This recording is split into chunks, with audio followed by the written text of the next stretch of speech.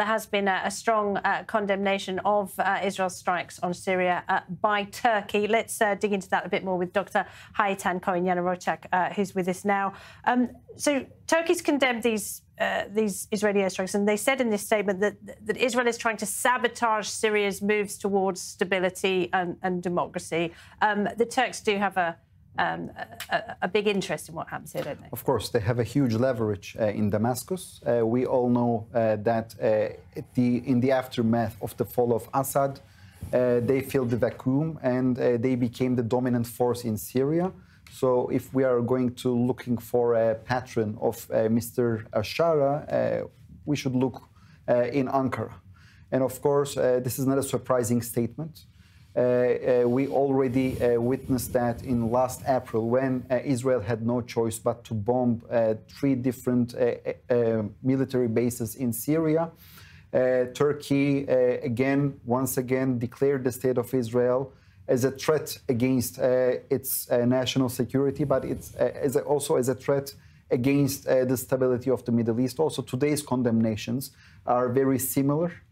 They keep condemning Israel, and actually, what I'm seeing here that they are in a very aligned stance with the special envoy of the United States. We are seeing that, as you mentioned, that they are against federalism. Basically, they are adopting the Turkish unitary state model in Syria. At the end, Mr. Erdogan... A highly centralized, which a homogenous state. Yes, which will give no room for a Kurdish autonomy, for instance. It's not only Druze. In Syria, we have the Alawites, we have the Druze, but we also have the Kurds in the north. So Turkey's most important security concern are the Kurds. So when you are trying to get rid of the Kurds by integrating them into the centralized government, just for our viewers, of course, there is huge pressure on the Kurds, on the SDF, the Syrian Democratic Forces, to disarm and fold into the Syrian army, and that is something that Turkey, in particular, is pushing very hard for. Indeed, and also we should not forget the recent declaration of the PKK, the Kurdish underground organization, which is considered as a terrorist organization by Turkey. They recently declared that they are seizing this conflict with Turkey, and they would like to reach peace. So this is a huge puzzle. So when we are looking at when they are achieving such a goal in Iraq and in Syria, so obviously they would like to strengthen their position by eradicating this pluralist Syria and make it more centralized. Israel made it very clear, and Israel's stance is very healthy because Jerusalem is declaring a red line, and when that red line is crossed, the IDF is acting, and it's a very clear message not only to Syria but also for the other actors, not only for Turkey but also for the other actors in the region. Okay. That if Israel is declaring something, we stand by. Shiri, you're nodding your head there, but are you concerned that Israel and Turkey could come to blows in Syria? They did come close to that back in May, of course, didn't they? Well, like we saw in Iran, it's not going to be something immediate. Actually, me and Chaya are working on these threats and researching it together. We're not going to see it tomorrow or next year, but this is the trend. This is where we're heading.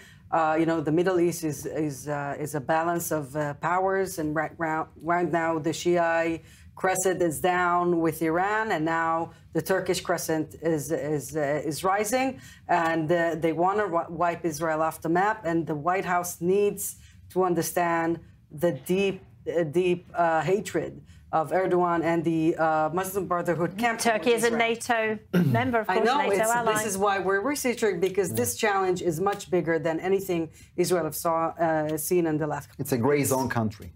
Turkey is a grey zone country. If there was a hostility, of course, we are not looking for hostilities, right?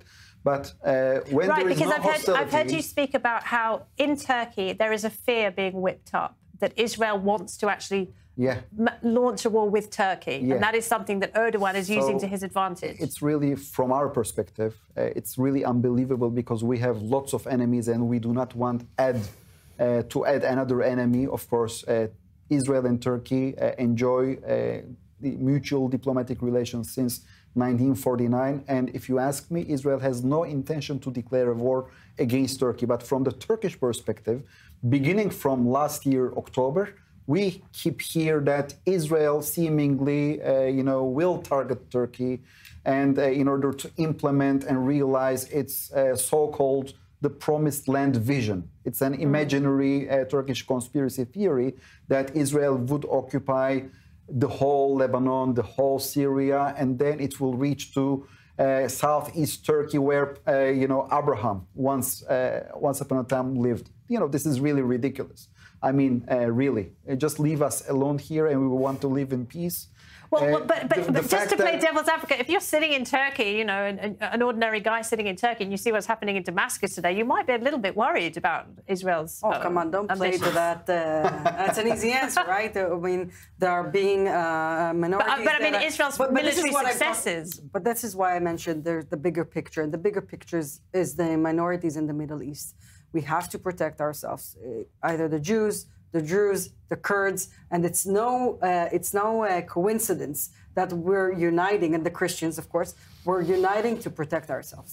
All right. And should Israel perhaps make stronger moves towards the Kurds in Syria? We did hear Gideon Sa'ar, the foreign minister, talk about they were natural allies. The Kurds at large are yes, they are Israel's allies, but their situation is a little complex. They are very far away from Israel, so we cannot compare the status of the Druze. Of course, the Druze, we have the Druze in our own community here in Israel, and this is very crucial for us. Of course, the Kurds are natural allies, but in my opinion, they are beyond our reach. Okay, thank you both. Let me bring in Ariel Osteran, our senior Middle East correspondent.